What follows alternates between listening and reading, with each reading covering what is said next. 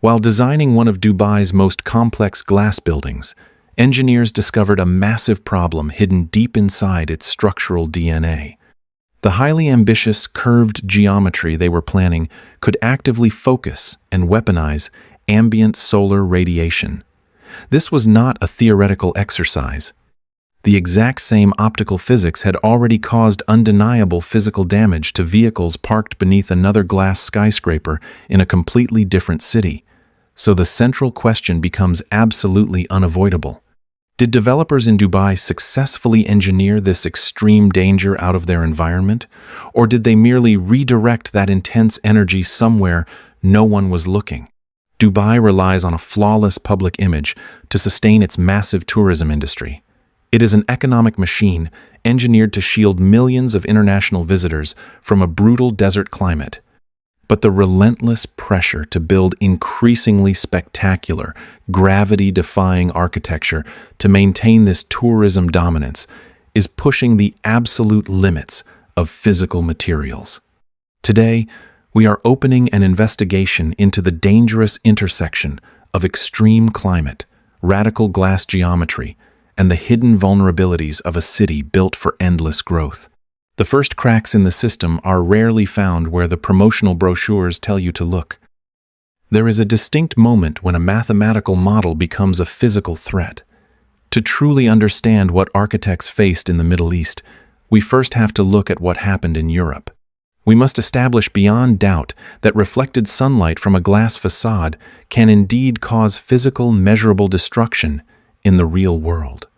The undeniable precedent is a building located at 20 Fenchurch Street in London. Shortly after its construction, the concave design of its southern facade began acting exactly like a giant magnifying glass. It caught the path of the sun, redirected the incoming solar energy, and concentrated those separate beams of light directly downward onto a nearby street. The result was not a mild increase in temperature. The concentrated reflection was powerful enough to physically warp plastic components on luxury vehicles parked on the street below. Side mirrors melted. Vehicle gaskets blistered under the intense, unnatural glare. Local businesses reported damaged storefronts, and pedestrians were forced to literally shield their faces from a blinding, localized heat source. The air itself did not melt those cars. The surrounding ambient temperature of London was entirely normal. The destruction occurred purely because the building mechanically redirected solar energy from a massive surface area and forced it to converge on a much smaller, occupied target. London proved conclusively that the physical mechanism is real. Building geometry can create a highly destructive solar convergence. But London was not the building whose engineers explicitly documented this exact same design concern in the heart of the Arabian Peninsula. The facade engineers working on a project in Dubai knew exactly what was theoretically possible. Before we examine the architectural shape itself, we must test the baseline environment. Does Dubai receive enough sheer solar energy for an architectural reflection to actually matter?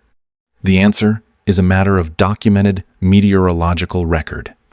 According to the Dubai Electricity and Water Authority, a favorably oriented surface in the city can receive approximately 2,100 kilowatt-hours of annual solar irradiation per square meter. This figure includes both direct and diffuse radiation. That is a staggering, relentless volume of energy pouring into the city from the sky every single day. Dubai exists in a climate of unforgiving extremes. The entire tourism model, the hospitality sector, and the sprawling real estate market are entirely predicated on the promise that technology can somehow overcome this brutal environment. Millions of tourists arrive annually, expecting perfectly regulated microclimates and seamless luxury. The city's massive aviation infrastructure funnels endless streams of global travelers into an environment where vast amounts of capital are burned simply on cooling, shading, and air conditioning. But strong sunlight alone does not create a solar convergence zone. The natural desert sun, while intense, hits the ground evenly. It raises the baseline temperature, but it does not selectively target a single parked car while leaving the pavement 2 meters away perfectly safe. The decisive variable is what the built environment does with that incoming light. Glass does not manufacture energy. It simply redirects it. And in a city heavily reliant on the aesthetic appeal of towering glass structures to sell luxury real estate to foreign investors, the sheer volume of glass becomes a critical systemic factor. So, what kind of shape makes separate, distinct solar reflections suddenly abandon their parallel paths and move toward the exact same location? The physics of architectural reflection can be understood through three basic, predictable models. First, consider a perfectly flat glass surface. A flat facade reflects light in straight, parallel lines. It redirects the glare, but it does not fundamentally force those beams to cross paths and concentrate. Second, consider a convex surface, which bulges outward. A convex facade actually disperses incoming light, spreading the reflected rays over a much wider area, heavily diluting their thermal impact. Finally, we introduce the third model, the concave or complex curved surface. When a facade curves inward, it alters the trajectory of the light. Multiple reflected paths begin to angle toward one another. If the curvature is sharp enough, those paths will eventually intersect, combining their thermal energy into a heavily concentrated, searing focal point. The exact outcome always depends on the specific geometry, the precise position of the sun, and the reflectivity of the glazing materials. This brings us directly to a structure known as the Opus, a technical paper documenting the case study and history of this double-curved glazed Dubai project details its extraordinary complexity. It is a 20-story fully glazed building resembling a massive cube with its center essentially melted out.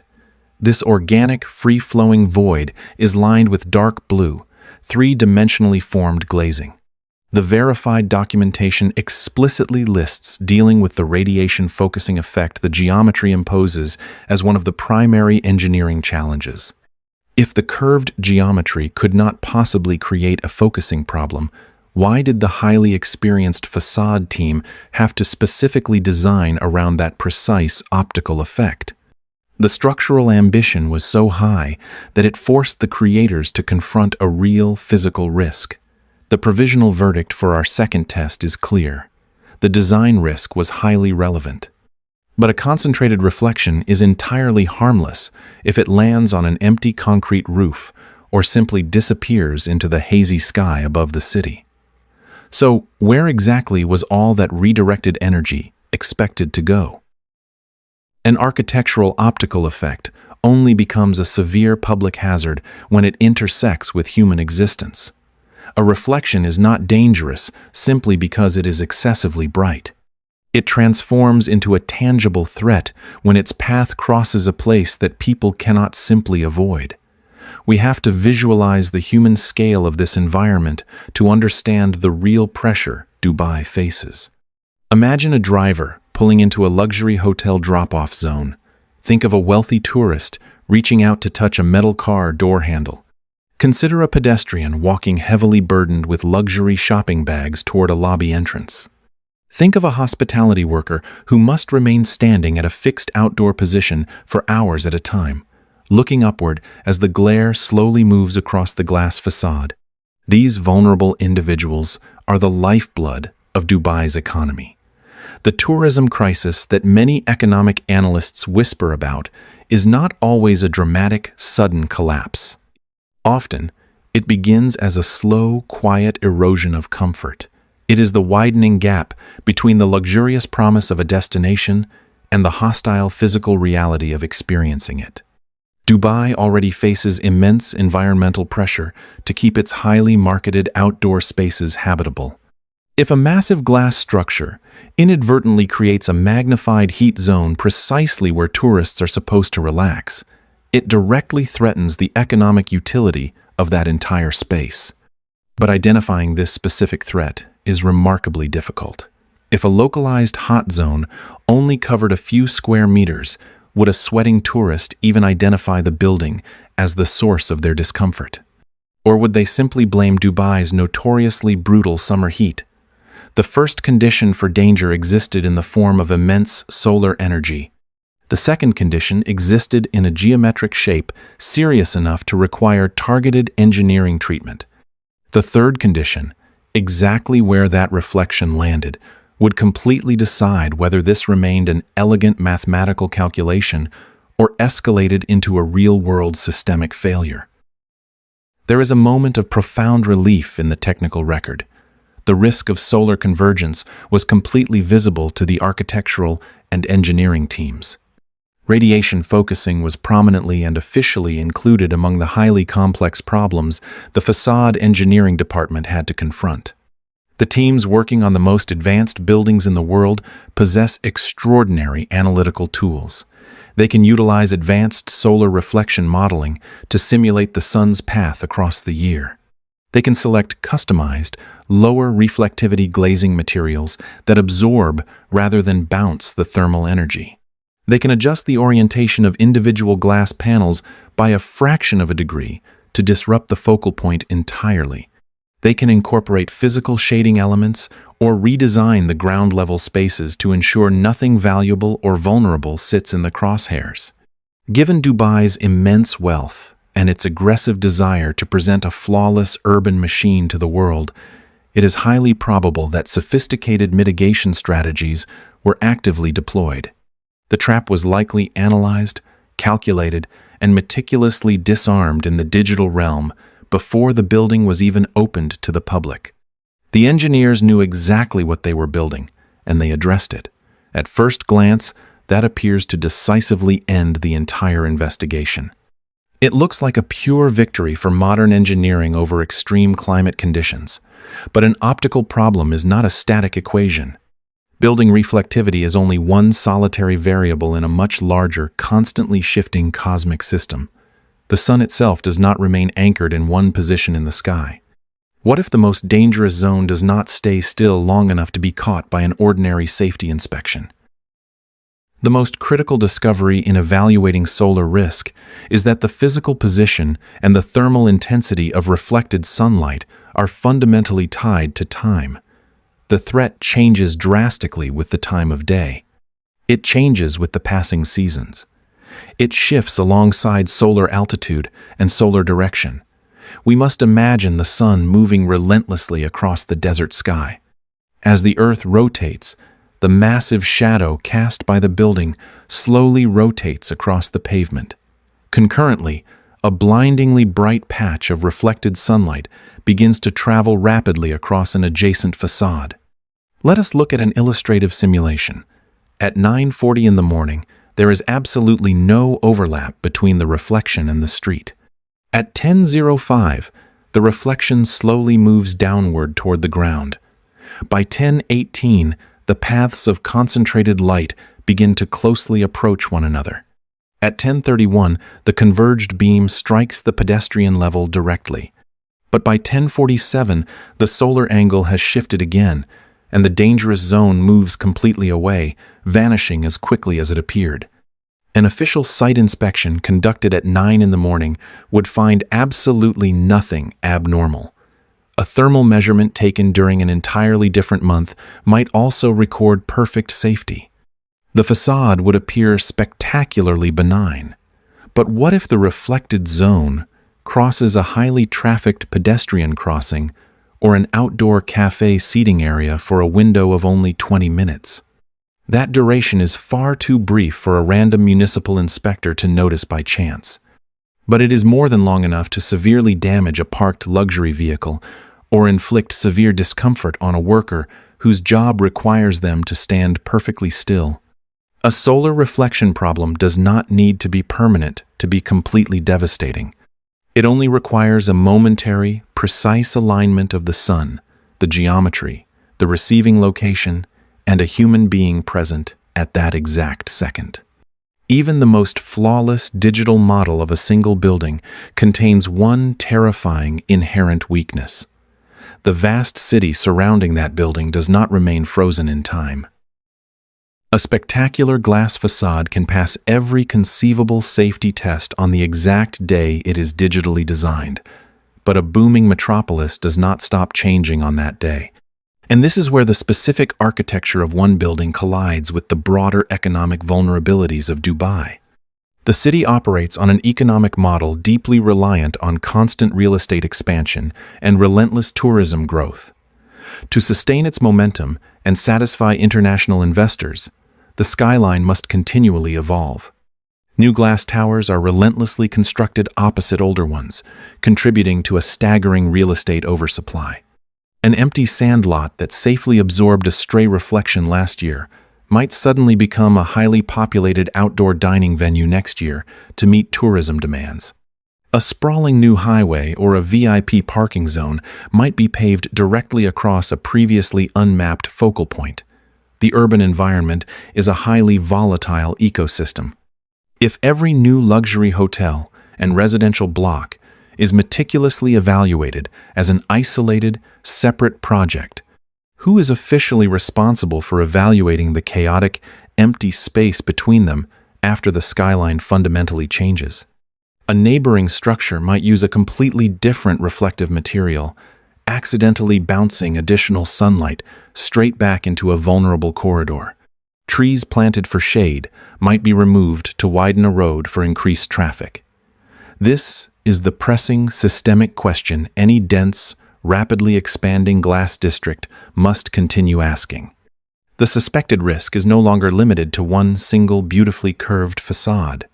The true risk is the incredibly complex, unpredictable interaction between multiple reflective surfaces, a moving solar source, rapidly changing public spaces, and the sheer volume of people required to make the tourism economy function.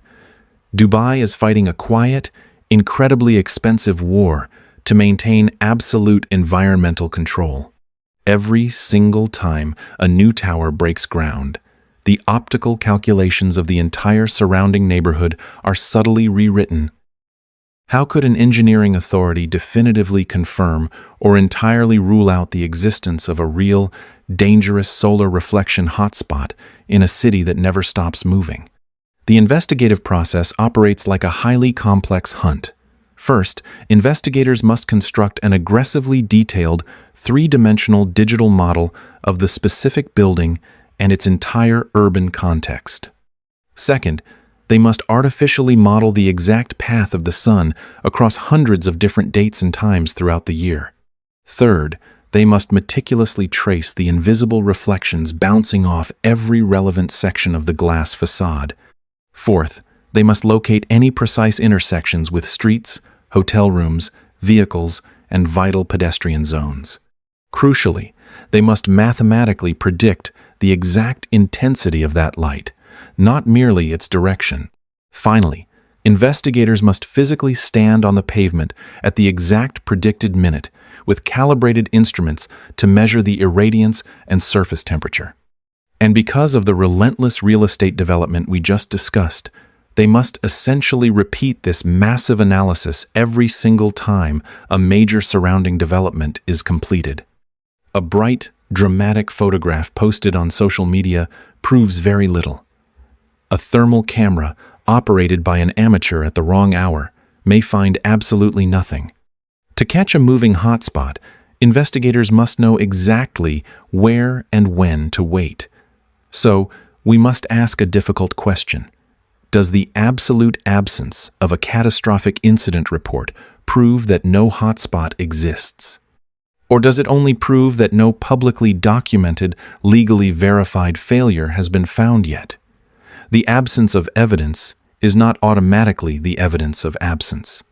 A reliable, definitive answer requires relentless simulation, precise measurement, and site-specific data that is rarely shared with the public.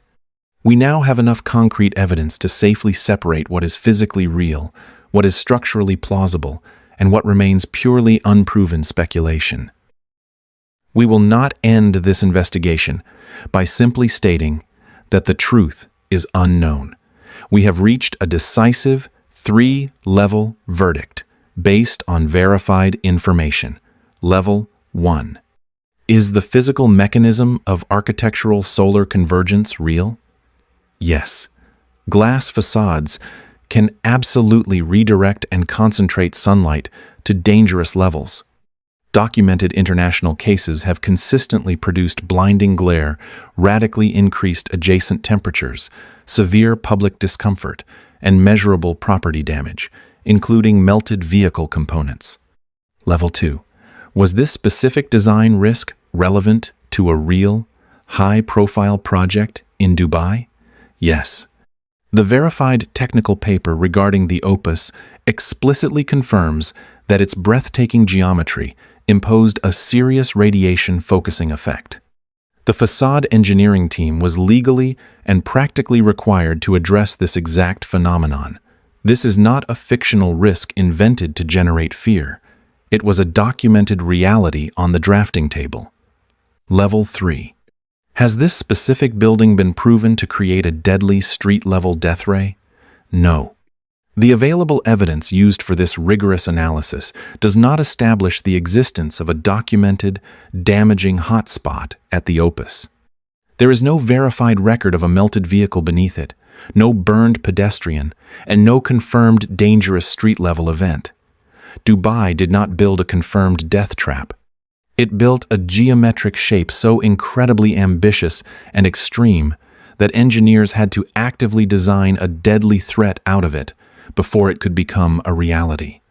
But because the massive real estate engine around that geometry continues to relentlessly change the skyline, solar reflection is not a problem that can be checked only once and forgotten.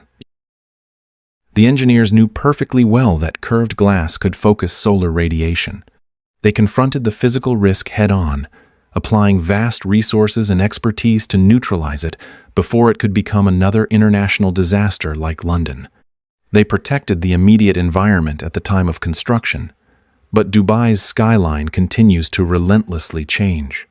The economic pressure to build more, to attract more tourists, to construct towers taller and more complex than the last, simply never stops. Every single new facade erected in the city subtly alters the environment, redirecting extreme sunlight towards somewhere else. The fragile illusion of perfect luxury in a hostile desert requires constant, staggering vigilance to maintain. So the final question is no longer whether Dubai receives enough brutal sun to melt a car. It is whether anyone is still meticulously tracking where all that redirected sunlight goes every time a new glass tower alters the map. This documentary is an independent analysis based on publicly available data, engineering case studies, and official meteorological records available at the time of production. Economic conditions, urban development, and architectural environments are subject to continuous change. This video examines structural physics, urban planning pressures, and systemic risks. It is not intended to target or criticize any specific residents, developers, or nationalities. The findings presented are analytical inferences drawn from cited sources. This content does not constitute financial, real estate, or travel advice. If you value documentaries that look beyond the glittering skyline and investigate the hidden forces shaping our modern world, subscribe to the channel. The next systemic warning sign is rarely where the promotional brochure tells you to look.